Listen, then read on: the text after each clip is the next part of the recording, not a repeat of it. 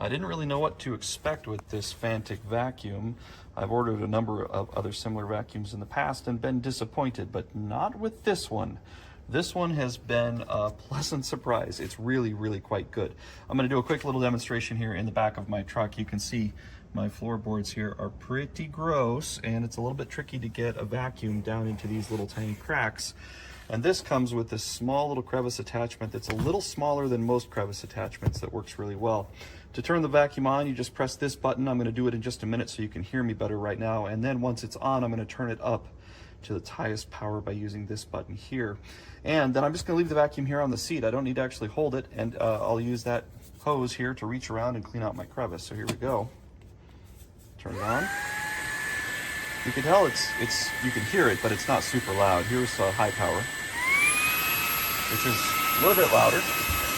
It's interesting, it sucks air in this end, filters it out in this chamber here, which is where all the dust collects, and then it blows all the air out the back side there. So we'll just grab this here and start vacuuming. And hopefully you can see just how quickly and easily this thing is working.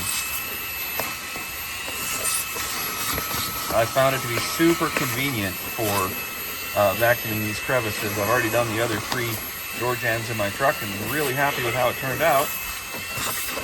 And you can see 30 seconds worth of vacuuming here, and that's a huge difference from what it looked like before. So I'm quite happy with this little vacuum. It turns off really quickly. It charges with USB-C that you plug in right here at the rear of it, right where my